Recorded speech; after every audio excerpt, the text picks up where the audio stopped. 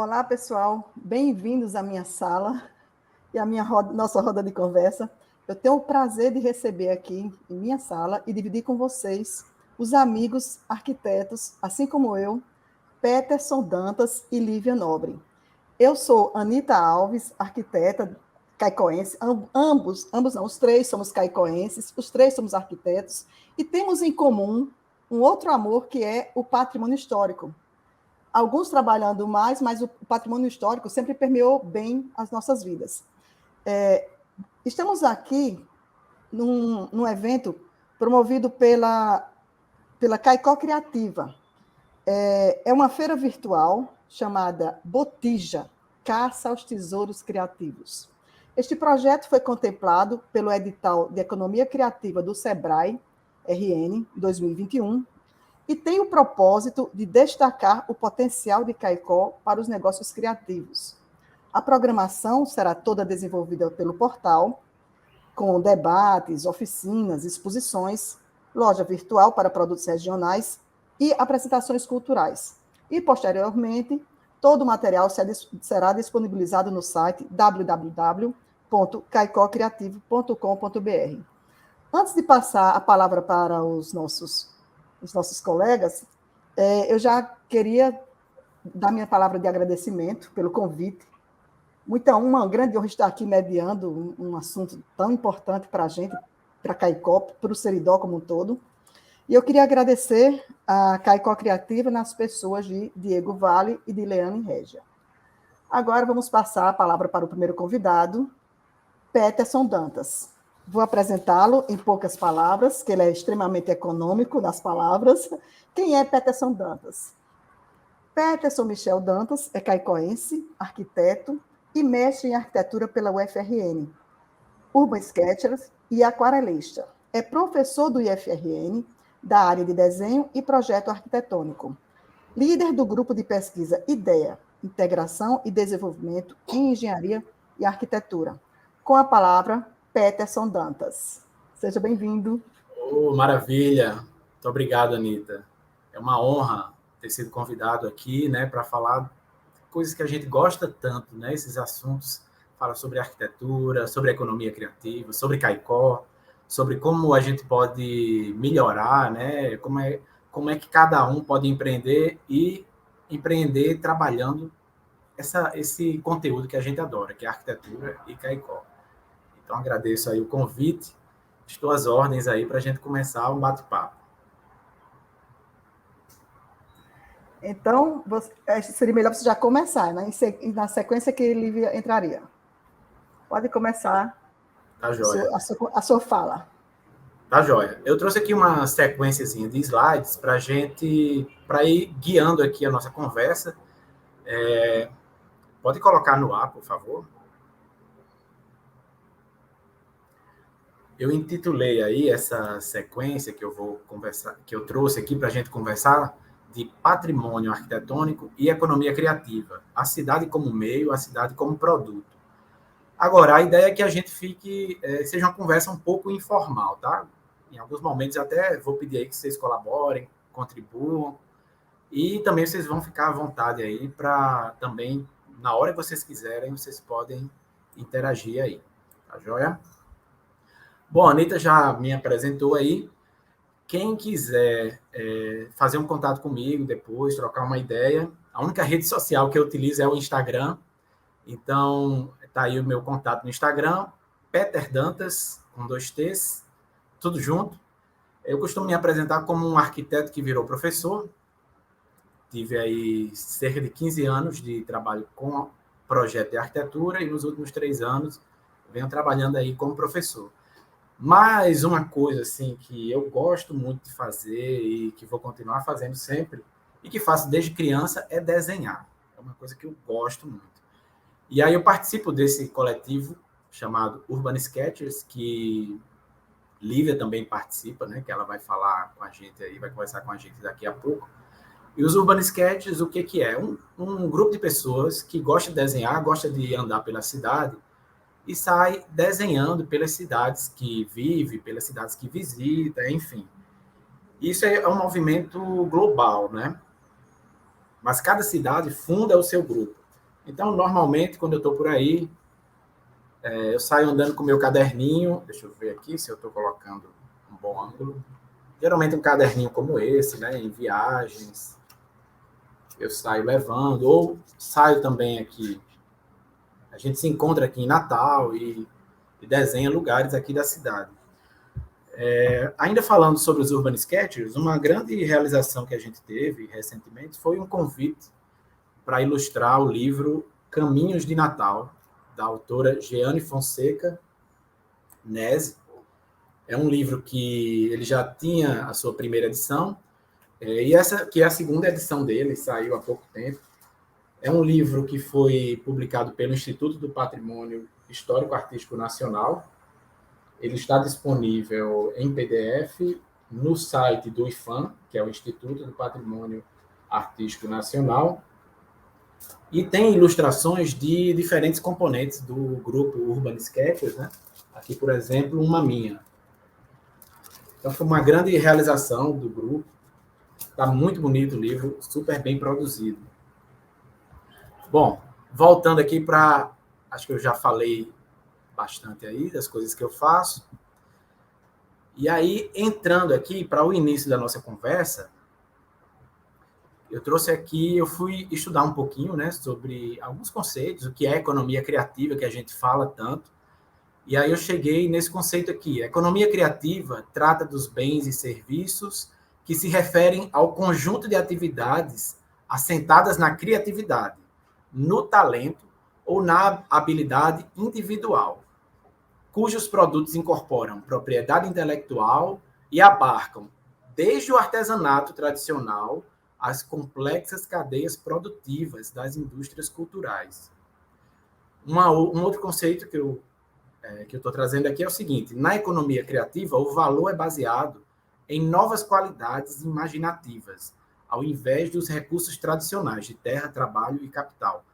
Quer dizer, às vezes, se a gente vai comprar um produto tradicional, muitas vezes o valor daquele produto ele é quantificado como? Ele é quantificado quanto custou os meus insumos para produzir, né? E já na economia criativa, não. Isso aí muda totalmente o referencial.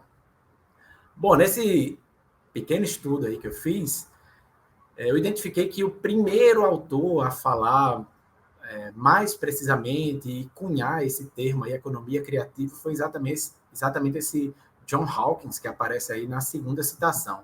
Só para contextualizar aí, né, dando essa base teórica aí, eu identifiquei esses 3 livros aí, que são de 2001, 2002. Então, a gente vê que esse conceito consolidado de economia criativa nem é tão antigo assim, né?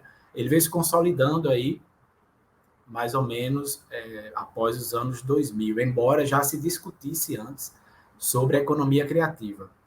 Então, esses 3 autores aí, John Hawkins, que é sempre, qualquer material que você procurar sobre a economia criativa, vai ter citação a ele. A partir dessa publicação dele aí, desse livro, Economia Criativa, Como Ganhar Dinheiro com Ideias Criativas, o termo economia criativa começou a ser mais utilizado. Esse segundo livro, Indústrias Criativas, de Richard Caves, e o terceiro livro, Ascensão da Classe Criativa, de Richard Florida. Indústrias criativas também é outro termo que a gente escuta com frequência quando a gente fala de economia criativa.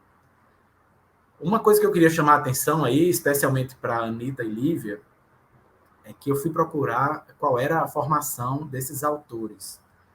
E 2 deles têm a ver com planejamento urbano, estudou em escola de arquitetura, o que chamou muito minha atenção, né? Quer dizer, a economia criativa, até nessa base teórica, ela está muito relacionada com o que acontece na cidade, assim, a formação desses pensadores aí tem a ver com estudos urbanos, enfim. Então, chegando nesse ponto, queria até convidar a Anitta e Lívia aí, a gente fechar uma ideia, o que é que a gente poderia, de uma forma bem simples, né? Como é que a gente poderia definir, trocar umas ideias sobre economia criativa? Como é que a gente poderia definir com palavras bem simples, na visão de vocês? O que é que vocês acham?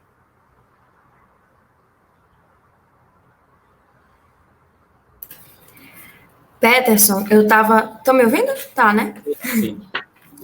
Eu estava até pensando aqui, eu acho que a economia criativa tem muito a ver com o que a gente chama de capital cultural, né? Que às vezes a gente, no âmbito dos negócios e tudo, pensa muito no capital financeiro e é muito focado nisso e acaba esquecendo do capital cultural. E o capital cultural está diretamente ligado a esse capital humano, ou seja, o que eu quero dizer com isso? Que é esse valor que a gente tem dentro da cultura que se relaciona diretamente com o valor que a gente se sente enquanto seres sociais, assim, enquanto cidadãos. Então, eu acredito que essa economia criativa é importante, porque quanto mais você valoriza esse valor que a cultura tem, mais as próprias pessoas que estão relacionadas àquilo se sentem valorizadas, não de uma forma monetária diretamente, mas se sentem valorizadas enquanto pessoas, assim. Era o que eu estava imaginando aqui nas referências que eu tenho, a relação que eu fiz foi essa. Anitta, quer comentar alguma coisa? Enquanto vocês estavam falando principalmente, Peterson, eu vinha pensando no nosso modo particular, assim, a arquitetura.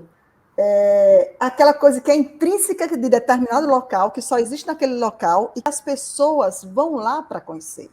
Então, é justamente esse capital cultural intrínseco que Lívia estava falando. O particular, o que faz com que as pessoas queiram conhecer.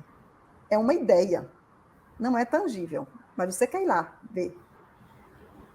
Não sei se foi muito clara, mas é por aí que eu estava pensando. Não, e pensando um pouco no que você falou, até assim, pensando agora em valor, né? Olhe como é inestimável, assim, quando a gente está falando de cultura, das particularidades locais, né? E muitas vezes a gente vai ter algumas coisas que só existem em determinado lugar. Como é que... Olha que valor, assim, né? Só existe naquele lugar. Então, muda completamente essa ideia de valor.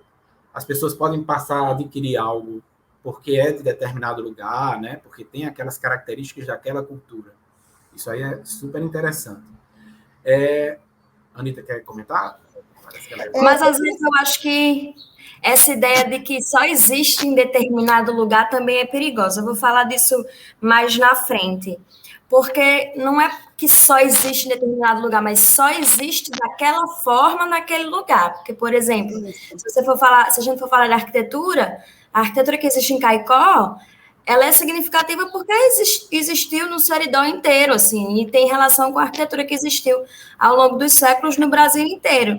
Então, não é porque só existe aqui, é porque dessa forma que está construído, só existe aqui. Caicó é assim, porque é só dessa forma. Tem uma representatividade, né, do local. E nesse caso tem toda a parte de relação afetiva, emocional com o lugar. Tem um monte de outras coisas que somam. Eu estava lembrando de um bar que eu conheci, eu não sei nem se está na hora de falar sobre isso, mas... Eu vou entrar na arquitetura daqui a pouco, hein? Mas deixa eu só falar não fale muito de arquitetura ainda, não. Não é de arquitetura, não, mas é da ideia. Um bar que eu conheci em Patu, chamado Jesuíno. Jesuíno foi um cangaceiro daquela região do Patu, e o pessoal teve uma sacada de criar toda uma ideia, até os nomes. O vídeo é como se fosse os cangaceiros chegando lá, armados e tal. Eles se fantasiam de cangaceiros. Então, a ideia do cangaço, o nome Jesuíno Brilhante, nascido da cidade, e a ideia toda do cangaço. Eles tocam, eles agem como se fossem atores, os garçons. Isso está levando gente da região toda só para ir tomar um café, lá em Patu, no Jesuíno. Eu já fui, viu?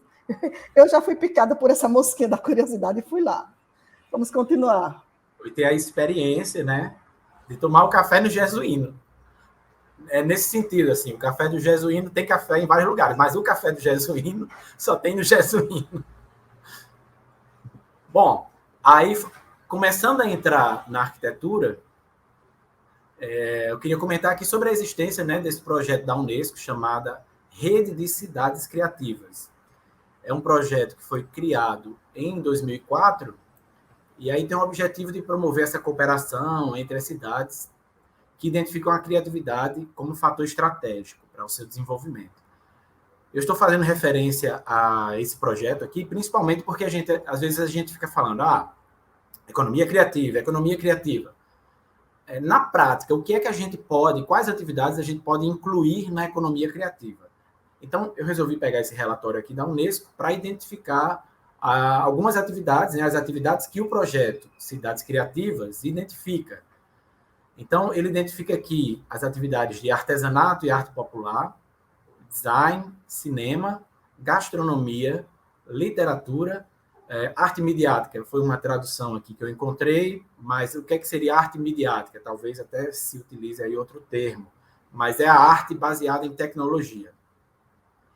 E, por fim, a música, né? Então, a gente teria aí esses segmentos aí que identificam setores aí econômicos que são utilizados para participação na rede de cidades criativas.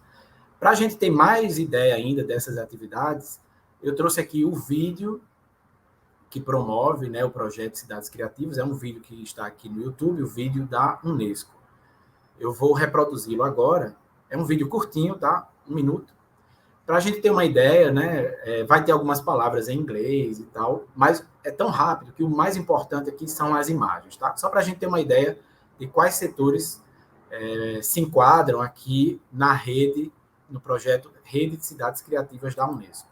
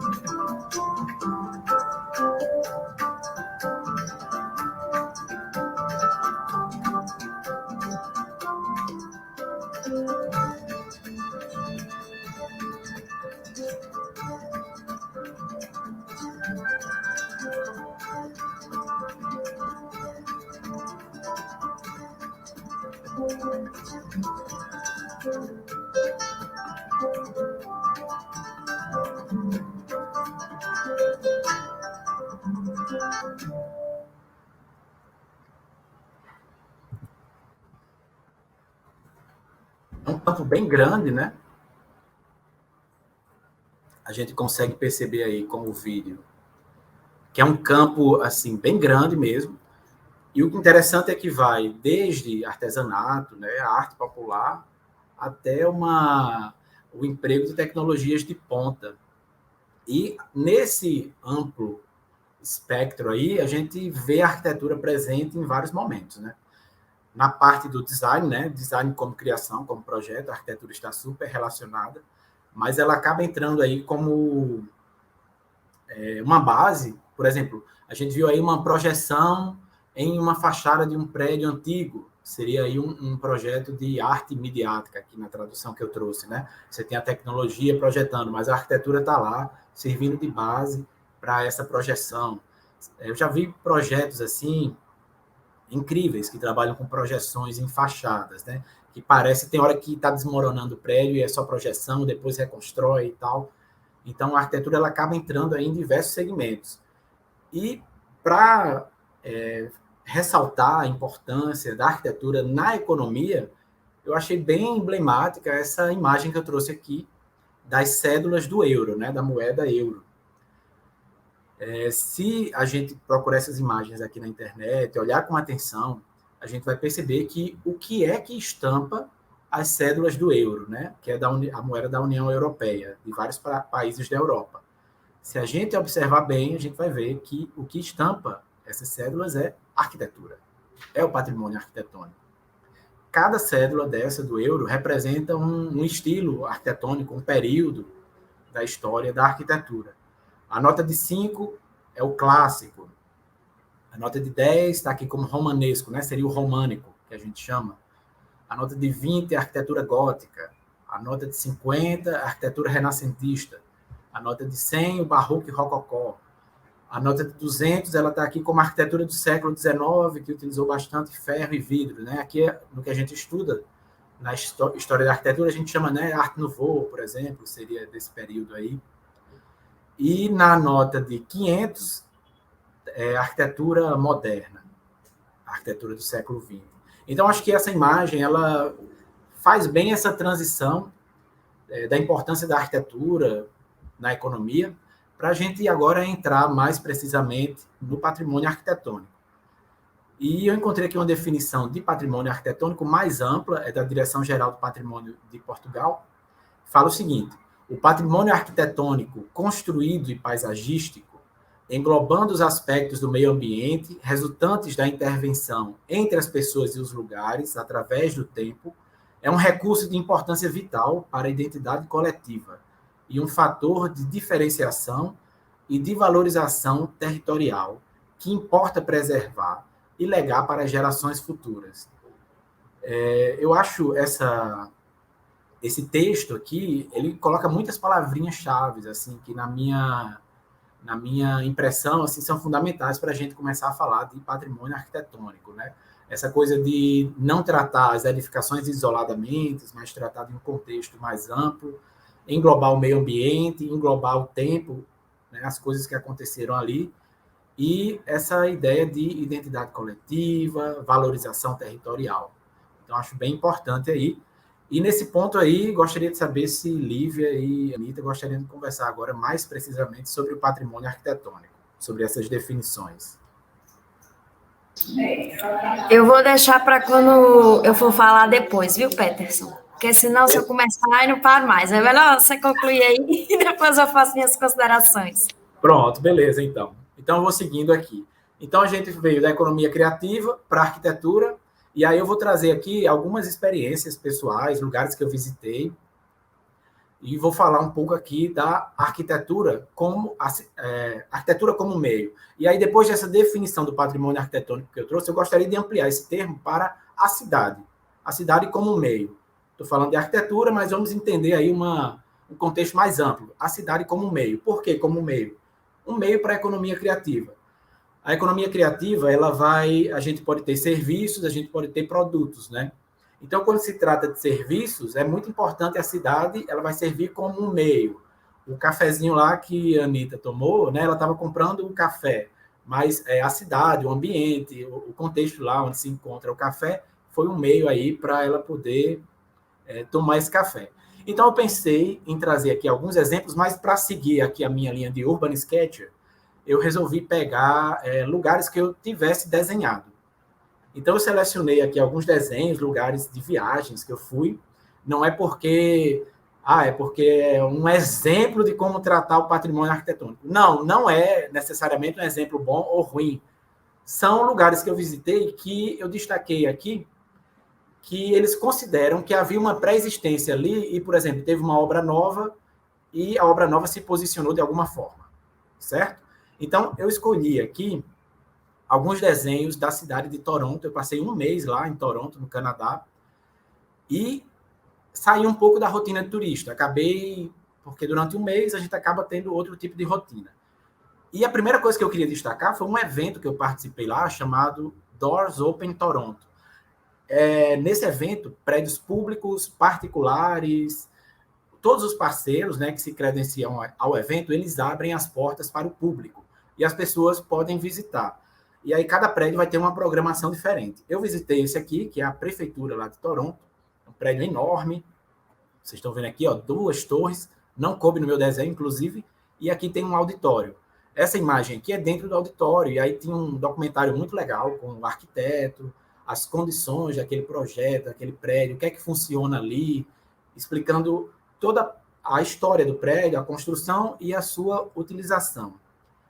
Então, esse evento aqui, ele não aconteceu nos últimos 2 anos por causa da pandemia, mas quando eu estava lá, aconteceu. Eu achei bem interessante participar, imagino que seja uma iniciativa de aproximar as pessoas do patrimônio arquitetônico. Outro prédio que eu visitei, que é um edifício particular, tinha acabado a obra dele, foi esse aqui. A curiosidade dele é que ele foi erguido, está aqui, ó, um prédio novo, sobre um galpão industrial do início do século XX. Na verdade, são 2 galpões, dá para ver nessa foto aqui. Tem um galpão, o prédio é todo em cima de um galpão, e tem outro galpão que o prédio só encosta. Não tem muito ângulo para tirar foto, né? Porque não tem muito ângulo na rua. Acabei usando aqui uma câmera que até distorce para a gente poder ver. Então, é um prédio particular. O que eu achei interessante é que nesse evento ele estava aberto ao público. A gente entrou, foi explicado, né, o contexto. É claro, pode ser até impactante aqui essa imagem, mas em um contexto de uma cidade que tem uma especulação imobiliária muito grande, onde se deseja construir, eu achei uma opção aí, uma alternativa para mostrar a gente aí, né, possibilidades. E, ao meu ver, tem sido uma solução recorrente para os prédios novos lá, quando você tem um galpão assim antigo, uma edificação antiga, e você quer usar o potencial construtivo do terreno, tem sido comum fazer esse tipo de coisa, assim. Preservar como uma base o prédio antigo e construir uma torre, acho que não dá para ver muito aqui nas fotos, né, mas construir uma torre descolada do prédio. E uma coisa legal desse projeto é que você entra aqui nesse espaço e por dentro você vê as fachadas também do galpão industrial totalmente livres. É um ambiente aqui com o pé direito bem alto. Esse aqui foi no evento também que eu visitei. Outro lugar que eu visitei se chama lá Distillery District. É o distrito da destilaria. Vocês estão vendo aqui uma imagem aqui embaixo. É onde funcionava uma antiga destilaria também do século XIX.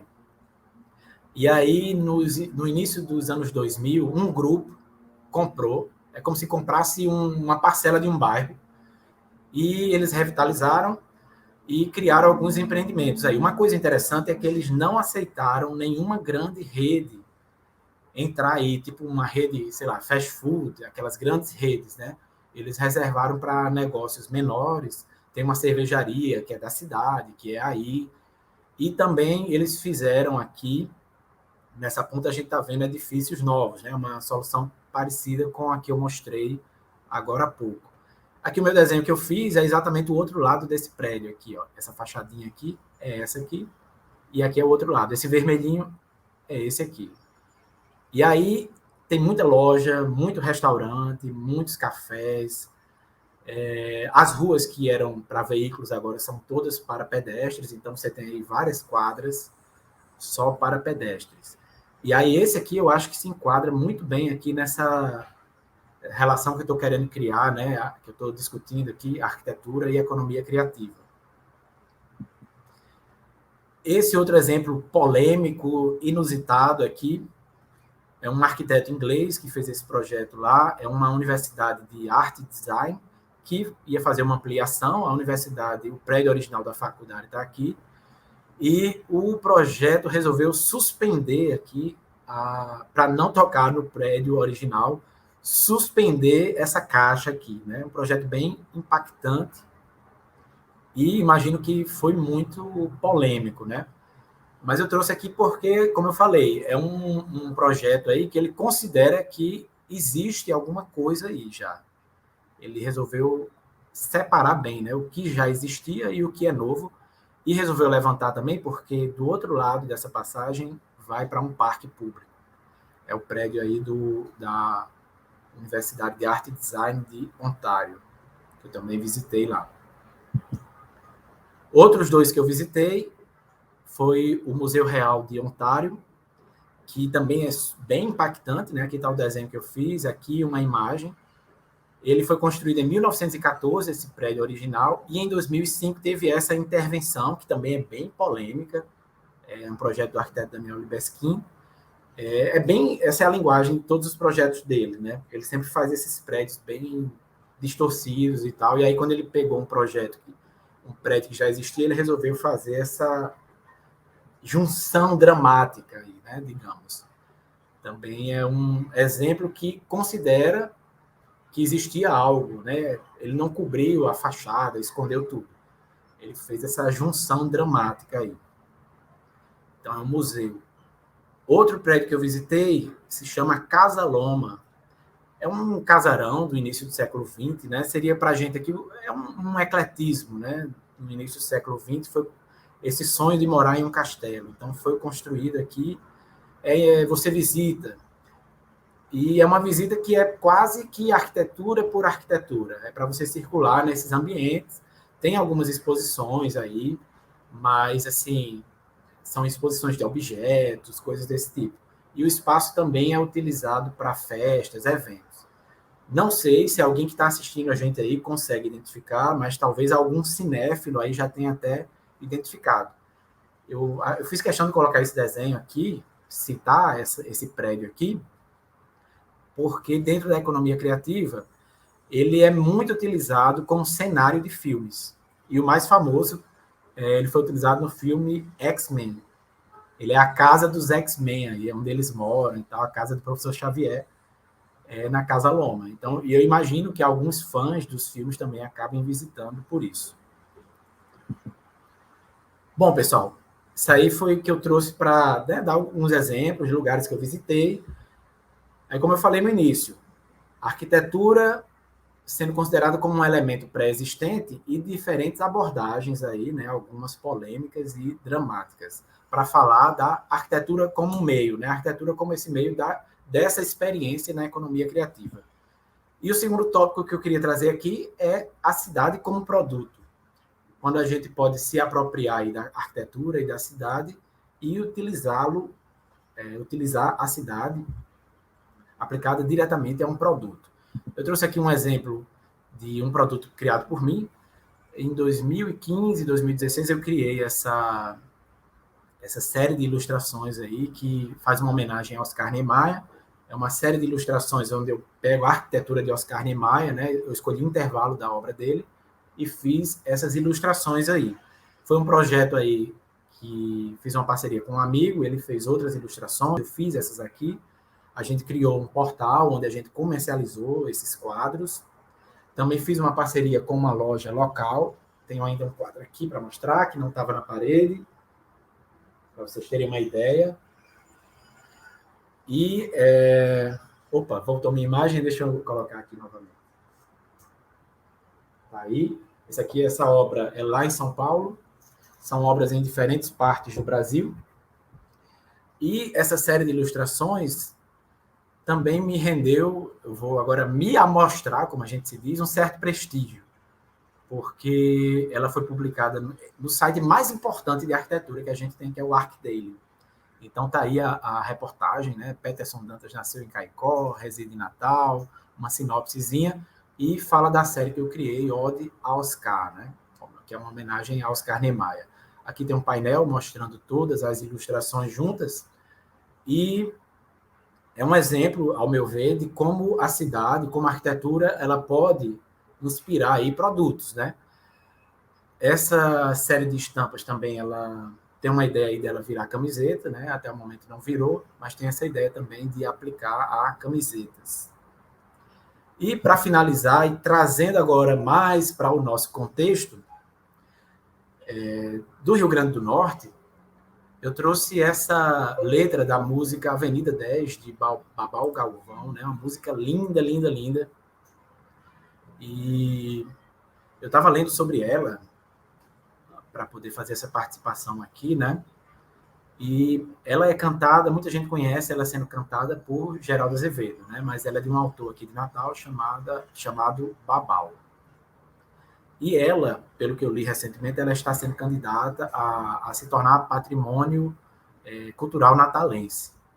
Ela fala, né, do tempo de criança dele lá no Alecrim. Para quem não sabe, a Avenida 10 é o nome de uma rua do Alecrim. As ruas do Alecrim, algumas delas têm nomes, né, como números e como nomes propriamente dito, né? A Avenida 10 também é chamada de Rua dos Paianazes.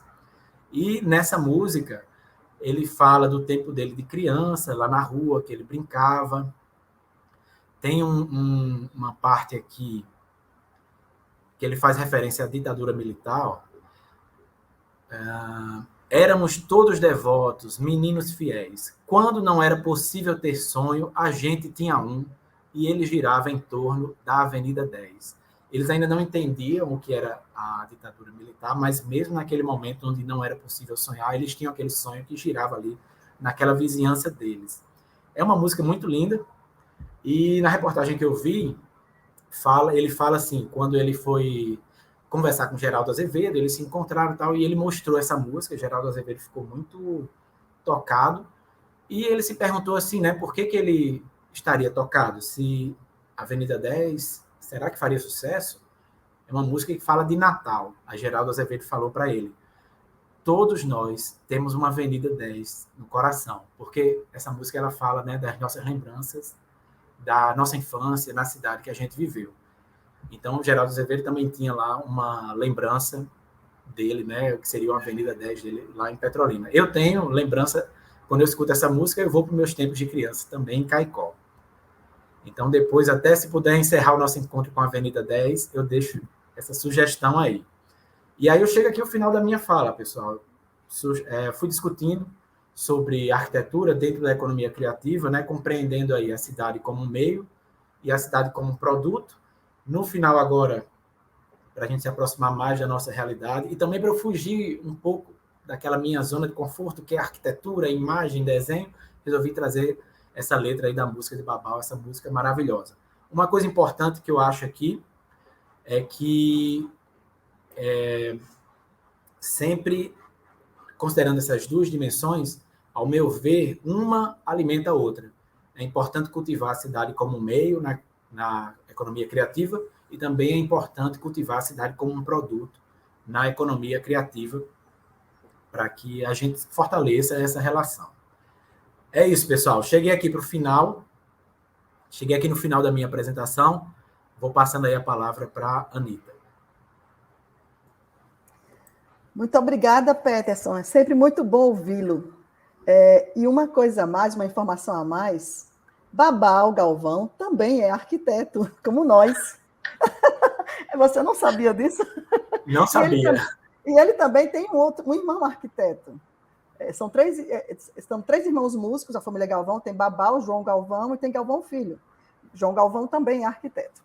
Então, só antes de passar para a Lívia, eu queria lembrar que o tema da nossa palestra, do nosso debate, da nossa conversa é arquitetura e preservação do patrimônio edificado. E agora eu queria chamar Lívia, apresentando Lívia Nobre, é o seguinte, ex-Lívia na tela, Lívia Nobre de Oliveira, caicoense, arquiteta, mestre em arquitetura pela UFRN e doutoranda em ambiente construído e patrimônio sustentável pela UFMG, responsável pelo projeto e revista Arcaicó, pesquisadora do patrimônio cultural com ênfase em patrimônio arquitetônico não monumental. Bem-vinda, Lívia, com a palavra. A palavra é sua. Olá, gente. Oi para todo mundo que está assistindo. Bom, eu vou tentar complementar um pouco o que Peterson já trouxe. Ele trouxe essa cidade como meio e a cidade como produto, e eu queria trazer a cidade como ferramenta também. Eu acho que quando a gente está falando sobre patrimônio arquitetônico e patrimônio cultural, a gente tem muito essa ideia de sempre associar a questão da identidade, né? Sendo que aí, quando eu falo isso, fica parecendo um pouco solto demais. Eu tenho um pouco de dificuldade, talvez, de entender esses conceitos. Então, eu tenho que costumar trazer agora a ideia dessa arquitetura, não só como objeto de identidade, mas essa arquitetura como objeto da vida cotidiana. Essa arquitetura como um instrumento para construir o tipo de cidade que a gente quer e o tipo de sociedade que a gente quer. E aí, quando a gente começa a pensar em arquitetura como ferramenta, a gente começa a se questionar para que serve esse patrimônio, né? Para que serve isso? E eu queria que vocês tivessem em mente que toda a minha fala aqui é sobre patrimônio, cidade e arquitetura, numa visão de que isso é uma ferramenta de qualidade de vida, uma ferramenta de acesso à cidade, de acesso a direitos básicos, de acesso à cultura, né? Então, o que a gente tem visto acontecer nas nossas cidades, em Caicó e em várias outras do Seridó e do Brasil afora, né? a gente tem visto o fenômeno da globalização, que a gente já conhece muito bem, engolindo o que a gente entende por Caicó, o que a gente entende pelas cidades onde a gente cresceu, né? A gente tem essa imagem dessa cidade e aquilo que a gente costuma dizer que fortalece a nossa identidade, que essa imagem que a gente traz desse lugar que é tão afetuoso para a gente. E aí começa a se globalizar, e aí a gente está inserido num contexto sociocultural que a gente fica pensando que isso que é modernização, que isso que é avanço, que isso que é futuro, que isso que é progresso. Então, a gente vai nessa ideia de que isso que é progresso e a gente vai se globalizando, né, entre aspas, e acontece que a gente vai se homogeneizando. A gente entra nessa piração, por assim dizer, de ser, de as cidades serem esse produto de consumo rápido, desse produto de chamar a atenção rápida. Então, todas as fachadas vão ser muito extravagantes, com placas grandes e tudo mais, porque a gente está imerso nessa ideia de chamar a atenção rápido, de um consumo veloz, enfim, dessa comunicação imediata, né? E aí, por isso que a gente faz tanto essa construção de arquitetura, de fachada de loja e tudo mais, tão grandioso, tão escandaloso, por assim dizer, né? E acaba que isso vai passando por cima do que a gente tinha de cidade, do que a gente construiu ao longo da história de Caicó como cidade e do que se consolidou como Caicó, e aquele contexto urbano que a gente se acostumou a olhar, e vai homogeneizando, e vai criando construções, e vai modificando aquilo, e vai ficando igual a todo lugar, sabe? Então, o que os colegas diziam anteriormente, é porque só tem naquele lugar. A arquitetura antiga de Caicó não só tem aqui, mas desse jeito, nessa construção, nesse formato, só tem aqui. E é isso que caracteriza a cidade de Caicó, como material, assim, como ruas, como construções e tudo. É isso que caracteriza Caicó. E aí, à medida que você vai homogeneizando, as ruas vão ficando iguais. Você passa por uma rua aqui e por uma rua no outro canto, e as lojas são todas parecidas, e parece que tudo vai virando um grande shopping center, né? E por que eu digo que é um grande shopping center? Porque você anda no corredor de um shopping aí em Natal e anda no corredor de um shopping em Fortaleza, e é corredor de shopping, é tudo igual. As lojas é tudo fachada de loja de shopping, não tem diferença. Se te jogam lá sem dizer se você está em Fortaleza ou se você está em Natal, você não vai saber se você não conhecer aquele shopping. Porque é tudo parecido. Então, é esse processo meio que está acontecendo. E por que isso é tão prejudicial? Isso é prejudicial, e por isso que a gente fala de preservação do patrimônio, não apenas no sentido desses laços de identidade que a gente cria. E aí, quando eu falo de laços de identidade, eu sempre gosto de trazer, por exemplo, a festa de Santana, né, para a gente visualizar bem. E eu acredito que agora, nesse contexto de pandemia que a gente ainda está, isso foi muito visível para a gente. Como que a gente sentiu falta da festa de Santana, né? A gente não teve em 2020, foi tudo online. Em 2021 a gente já teve algumas coisas, mas ainda não pode ter do jeito que a gente gostaria, né? Então, a gente sentiu. E quando a gente pensa em festa de Santana, a gente não quer que seja online. A gente não quer que seja desse outro jeito. A gente quer que seja do jeito que sempre foi, do jeito que a gente é acostumado com o que era, né? E aí, como que eu relaciono isso com cidade? Bom, eu gosto de colocar para as pessoas, e eu acho que elas visualizam bem. Espero que você que esteja me assistindo agora consiga ter exercício de visualizar isso. Se a gente colocasse a procissão de Santana, por exemplo, que é um marco da festa, acontece no último dia, e as pessoas se envolvem bastante, caminham por ruas do centro antigo da cidade, inclusive, com essa arquitetura antiga que demonstra toda a evolução do crescimento de Caicó, né? Desde a época colonial ainda, quando foi fundada a catedral, e depois foi se desenvolvendo, crescendo, se expandindo ali a partir daquele núcleo. Então, na procissão, a gente caminha por esse núcleo e depois retorna para a catedral. Imagina se isso fosse em outro lugar que não ali, que não nessas ruas. Não seria a procissão de Santana. Não seria para a gente aquilo que é tão valoroso para a nossa identidade.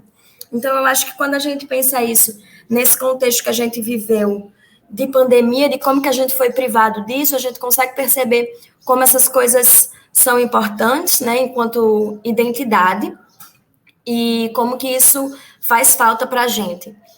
Mas não só, né, não só enquanto identidade, mas também enquanto, como eu dizia, como ferramenta de construir uma sociedade mesmo. Só um golinho d'água aqui, peraí. Porque se a gente vai homogeneizando, nem isso a gente teria mais, né? Nem isso a gente se relacionaria. Essa questão do andar na procissão, imagina se fosse em outro lugar, se fosse em outras ruas. Mas isso vai acontecendo aos poucos e a gente vai deixando sem muito perceber, né? Porque de pouquinho em pouquinho as coisas vão mudando e vão ficando completamente diferentes. Não é da noite para o dia.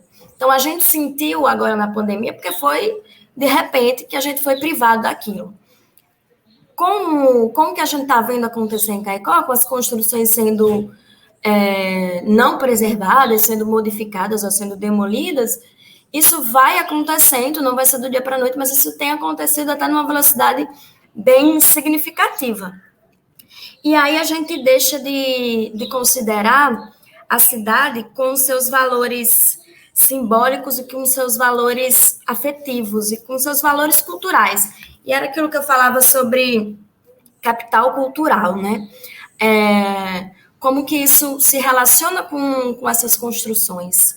E aí eu queria até puxar um pouco, problematizar, Peterson, se você quiser falar também daqueles exemplos que você trouxe de arquitetura, de intervenções arquitetônicas, acho que do Canadá, como isso é diferente no contexto caicoense, porque você pensa, se você faz uma modificação daquela numa casa do tamanho de uma casa convencional aqui no centro de Caicó, tudo fica muito mais evidente. Se você constrói um prédio ali, esse prédio fica muito mais evidente.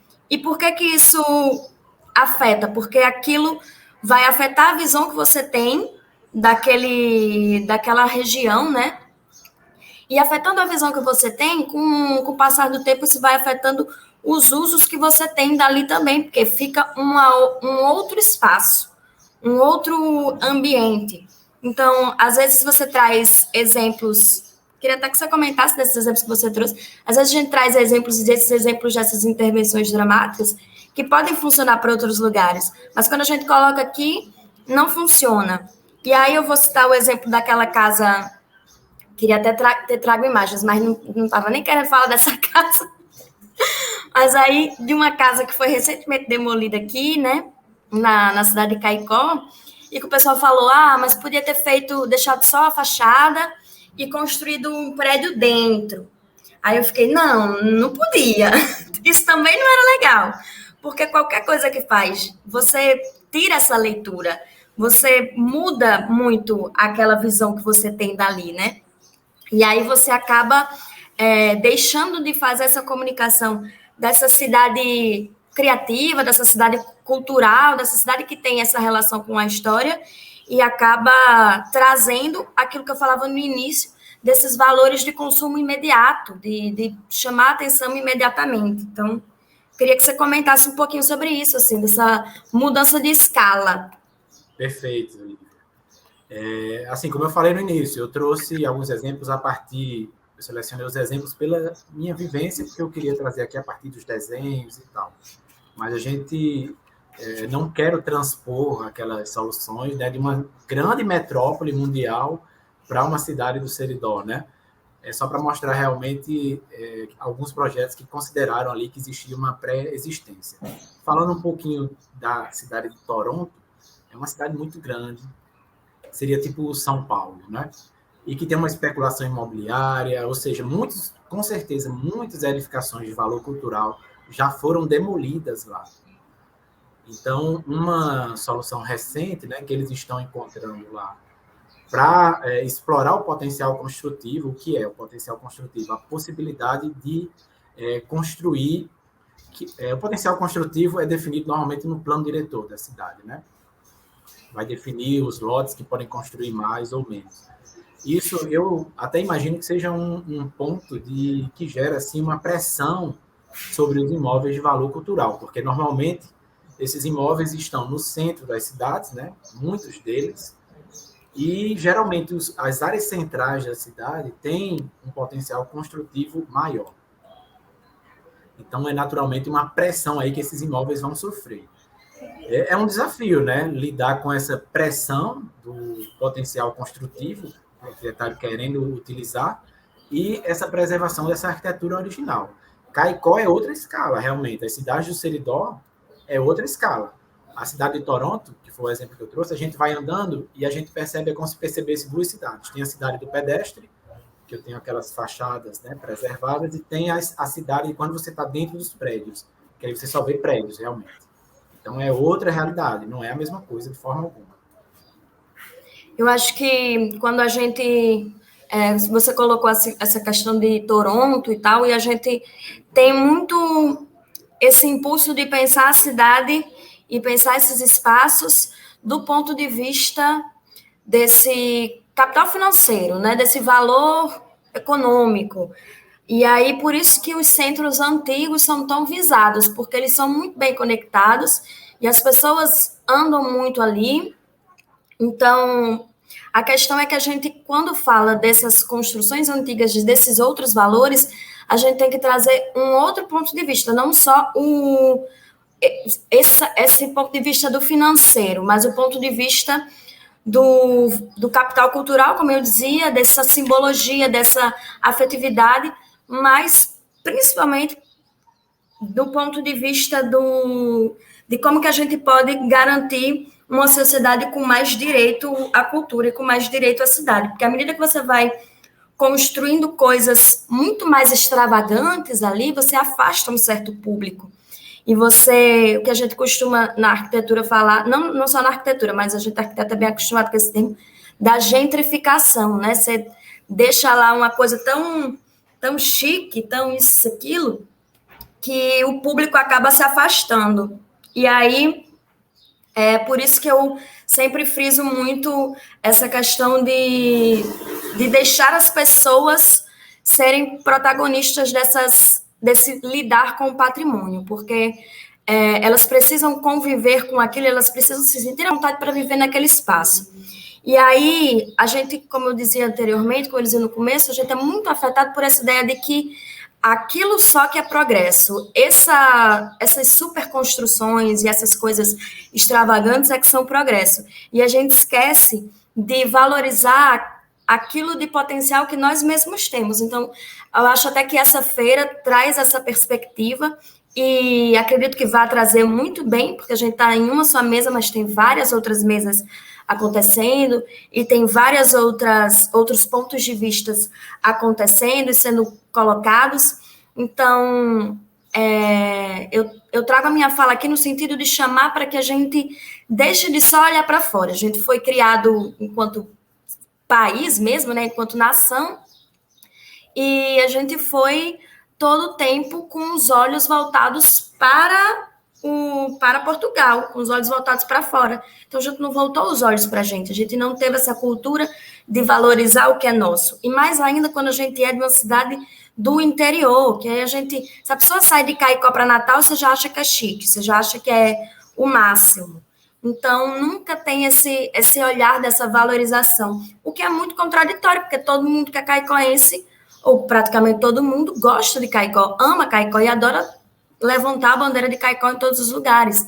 Então, é um convite para quem assiste, para olhar para a gente mesmo e valorizar aquilo que nós temos e o potencial que nós temos, e que isso seja colocado na cidade de uma forma que também valorize a sua história, porque preservar isso é garantir esse acesso à cultura, esse acesso à história da cidade, que todo mundo deveria ter o direito. Então, vamos pensar que tipo de cidade e que tipo de sociedade a gente está querendo construir. Uma cidade, uma sociedade que é absolutamente voltada para o consumo imediato e que não tem nenhuma relação com o consumo cultural, com o capital cultural, e uma cidade que vai se desenvolver sem nenhum planejamento e acaba virando uma cidade como outra qualquer, ou uma cidade que vai olhar para si, valorizar o que tem de importante, o que tem de especial, e que vai colocar isso como algo positivo, e que vai trabalhar isso dentro de uma perspectiva sustentável. E quando eu digo sustentável, muita gente tem essa ideia de se ligar absolutamente com o meio ambiente. Não, quando a gente fala de patrimônio ser um patrimônio sustentável, é esse patrimônio que se liga também com a economia e que se sustenta economicamente. Então, por isso que é interessante a gente trabalhar essa ideia dessa feira e trabalhar a ideia do patrimônio cultural dentro dessa perspectiva, porque o patrimônio cultural ele tem que ser valorizado, ele tem que ser olhado para que funcione, para que sirva à sociedade, e não para que seja destruído para servir a outros interesses. Então, que seja sustentável no sentido de que tenha, de que sustente essa relação cultural e de que se sustente economicamente. Então, por isso, a importância do fomento a essa economia criativa e o fomento à busca desse capital cultural e a valorização do potencial criativo que a gente tem enquanto caicoenses e que a nossa cidade, enquanto objeto material, enquanto construções antigas, enquanto ruas, enquanto espaço, tem também. Então, era basicamente isso que eu queria trazer aqui para problematizar um pouco a fala dos colegas. Se vocês quiserem comentar mais alguma coisa. Muito obrigada, Lívia, por suas palavras. Infelizmente, pelo adiantado da hora, a gente já está perto de terminar, a gente tem pouco tempo. E, assim, vai ser inviável a gente ter um debate por falta de tempo, mas foram falas muito ricas de ambos, que eu estou aqui querendo saber um monte de coisas, eu tirei um monte de questões para a gente jogar, mas, infelizmente, não vai ser possível. E, inclusive, porque, assim, o que basicamente a gente tem em Caicó serve para o Seridó. Inclusive, eu não digo que eu sou caicoense, eu digo que eu sou seridoense. Em todo lugar eu digo que eu sou seridoense. Que é mais ou menos a mesma problemática em cada uma dessas cidades. Mas eu queria só destacar uma fala de Lívia, antes de passar para as considerações finais, que foi sobre a homogeneização. A cidade querer parecer uma cidade grande e acabar se homogeneizando. Mas o que seria... Esse se homogeneizar, se ficar igual, é se apagar. É apagamento. É deixar de ser isso aqui para ser o corredor de shopping que você falou, não é verdade? A produção está me avisando que onde eu tenho tenho direito a uns questionamentos antes das considerações finais, porque Caicó está tendo muitos problemas do ponto de vista de patrimônio, gente. E lá no início, antes nas nossas conversas de bastidores que eu queria falar e eu estava impossibilitada, a gente só consegue fazer alguma coisa pelo nosso patrimônio, ou por qualquer coisa que seja, se a gente conhecer, se a gente valorizar. Então, as pessoas acham, o casario perto da igreja de Santana, que vai lá, ou que passa, que nem percebe que aquilo ali faz parte de sua memória coletiva, de sua história, e que no dia que é demolida uma e que é retirada, todo mundo sente, falta um pedaço. Mas até então, ser retirado esse pedaço, a pessoa não briga por isso, não sente essa dor, não é uma dor antecipada, porque está todo dia ali e parece que vai durar para sempre. Não vai durar para sempre. Aquelas casas no entorno da igreja de Santana, boa parte delas está só a fachada frontal, está só o cenário.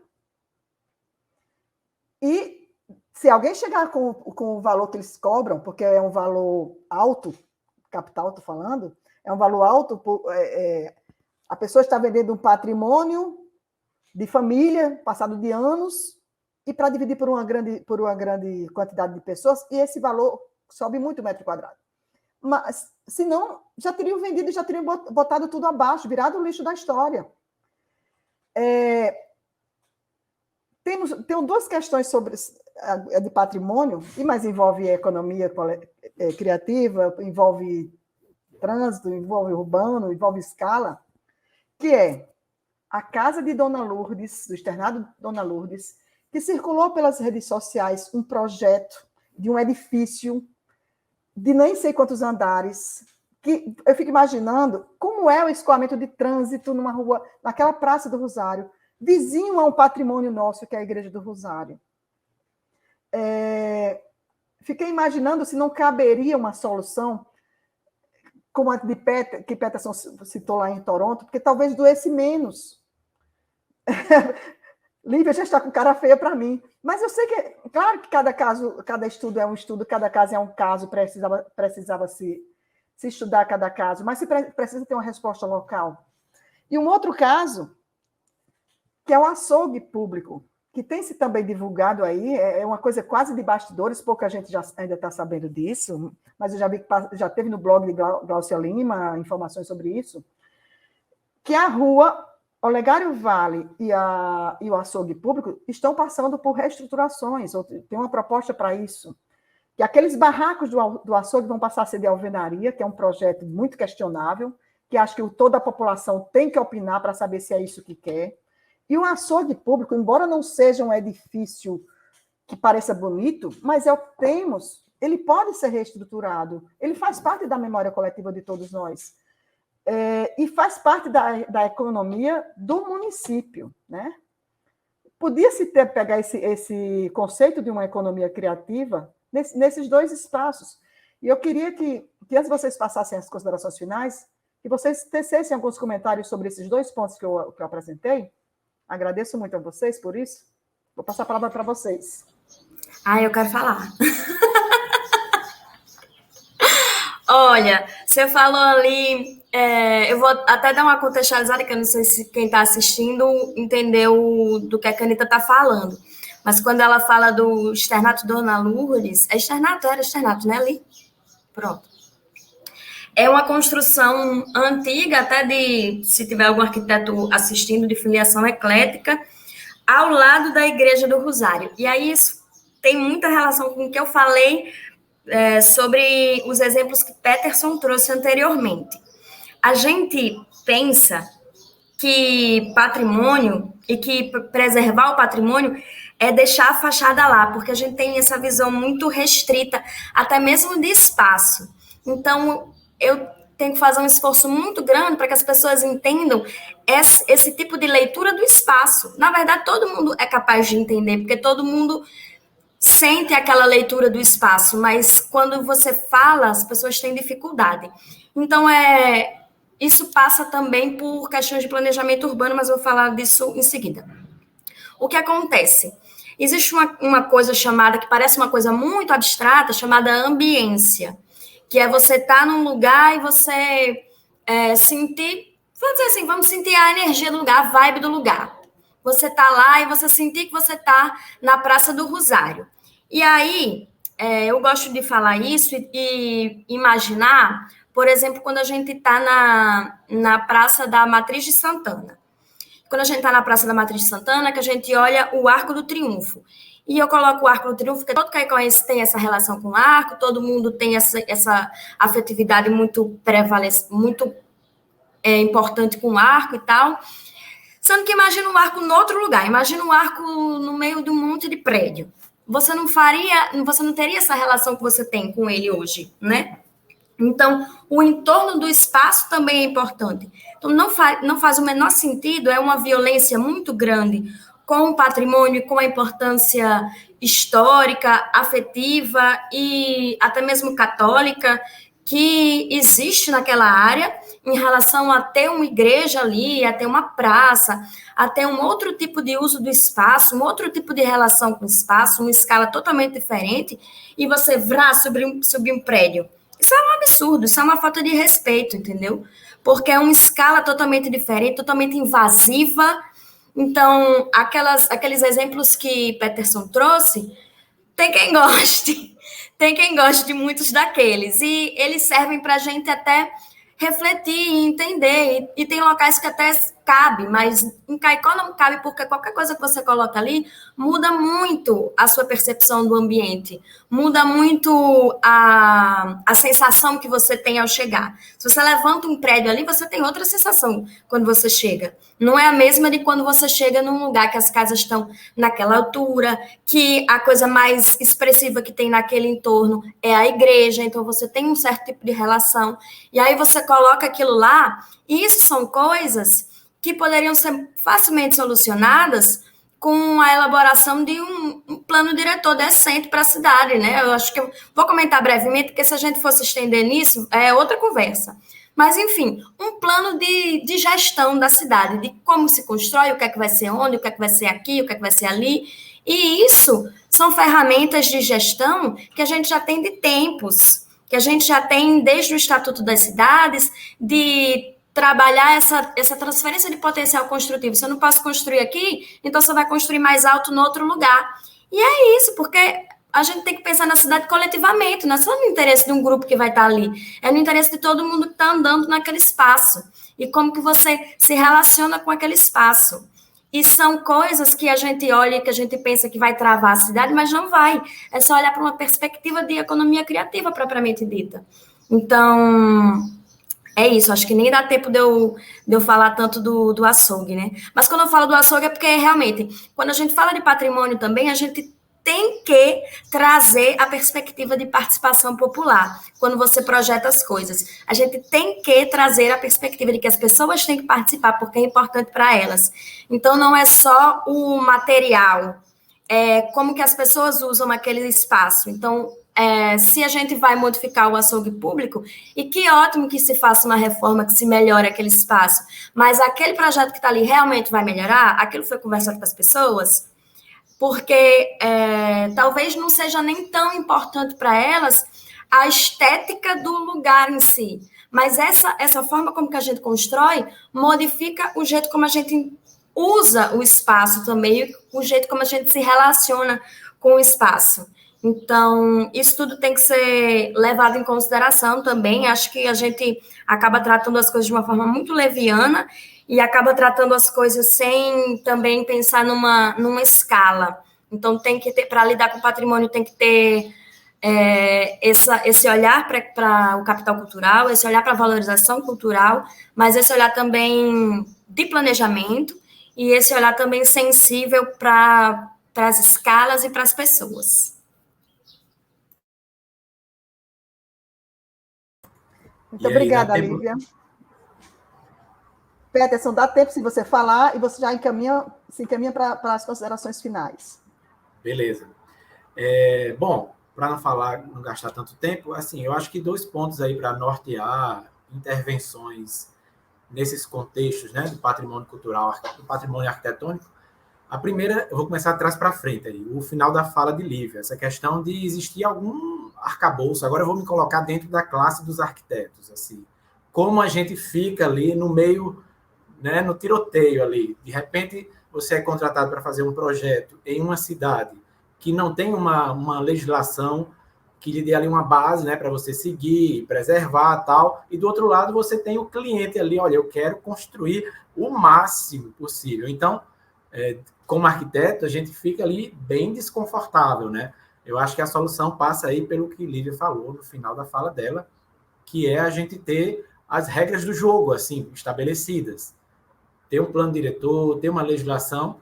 O arquiteto que for contratado, por exemplo, nesse exemplo aí, ele pode dizer, a gente tem que seguir a legislação, senão o projeto não vai ser aprovado. Seria realmente aí a solução. E outro aspecto aí que eu acho muito importante, que Lívia também mencionou, é a questão da valorização do coletivo, do espaço público. Me parece que esse segundo projeto aí do açougue, ele tem um impacto maior o primeiro projeto tem um impacto visual, né? E o segundo projeto tem um impacto na construção do espaço público, né? Então, assim, isso aí também é uma coisa que tem que ser muito, de uma forma ideal, teria que ser muito discutida. E eu até diria que, por ser um projeto assim no espaço público, será que não caberia ter um concurso de projetos de arquitetura, que é uma prática comum quando a gente tem projetos importantes para a cidade, né?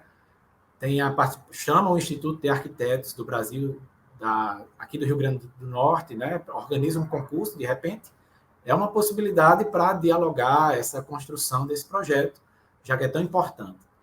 Então, minhas considerações sobre o que a Anita falou é isso aí, e como considerações finais, deixo aqui uma esperança, né, de ver nós todos, caicoenses, abraçando a arquitetura de Caicó como essa dimensão super importante da economia criativa e de ser caicoense. Ficaria lindo, de repente, a gente ver aí roupas com motivos caicoenses, e aí, até falando aí do Arco do Triunfo, que Lívia falou, quando eu digo motivos caicoenses, não é pegar necessariamente os ícones. Já pensou você ter uma roupa só com Arco do Triunfo? Você pega o casario, né, as casas que as pessoas vivem, os ambientes, serve de inspiração, não precisa ser uma foto do jeito que é a rua, não precisa. Pega uma inspiração, pessoas de outras cidades vão se identificar, é que nem a Avenida 10. Existem essas casas, né, que são importantes para pessoas em outras cidades, a gente vai fortalecendo essa relação da arquitetura, da cidade, né, como meio e também como produto. Então, quero ver música, quero ver filme, quero ver roupa, quero ver o Seridó aí em todas as dimensões possíveis. É isso. Lívia, considerações finais? Vou só complementar o que Peterson falou, e já tem gente fazendo um pouco disso, assim, no coletivo da Casa de Pedra, já tem desenhos de Adonai, desenhos de Custódio, com motivos da arquitetura caicoense. Eu tenho, é porque eu não estou aqui para mostrar, mas tem umas casinhas de madeira que Adonai fez, que ele vende ali naquela loja do mercado público, então tem potencial e já tem até gente fazendo, a gente tem que valorizar isso aí. Enfim, no mais, agradecer o convite, queria deixar também registrado que, se vocês quiserem conhecer o meu trabalho, a minha pesquisa, vocês podem ir no site www.revistaarcaicó.com e aí vocês baixam essa revistinha aí, eu acho que eu ainda tenho alguns exemplares, quem estiver me assistindo pode entrar em contato comigo pelo site, e aí pode vir buscar aqui os exemplares impressos da revista, porque fala um pouquinho mais sobre essas formas de intervenção, como que a gente pode trabalhar essas construções antigas de uma forma que prejudique menos esse valor patrimonial delas. E alegremente me despedir de vocês, agradecer o convite, agradecer a referência, e na expectativa de que isso motive mais pessoas a se engajar e cuidar e valorizar o patrimônio caicoense. E patrimônio seridoense como um todo, né? Termino agradecendo aqui a presença de vocês na minha manhã, foi uma boa conversa, excelente conversa. Essa roda de conversa fez parte da Feira Criativa, primeira feira virtual de economia criativa de Caicó, com o tema Botija, Caça aos Tesouros Criativos. E esta palestra foi Arquitetura e Preservação do Patrimônio Edificado. Então, queria agradecer a vocês, meus colegas arquitetos, colegas de profissão, e queria agradecer a Caicó Criativa, nas pessoas de Diego Vale e Leane Régia. Muito obrigada pela confiança em me convidarem a... Quer dizer, estou toda enrolada, deixa eu começar de novo. Eu queria agradecer pela confiança em estar aqui, mediando uma conversa tão rica. Foi uma manhã muito rica em assuntos, e realmente isso aqui tem assunto para mais 2 horas de conversa, e o assunto não se esgotava. Obrigada, gente. Tchau, ficamos por aqui.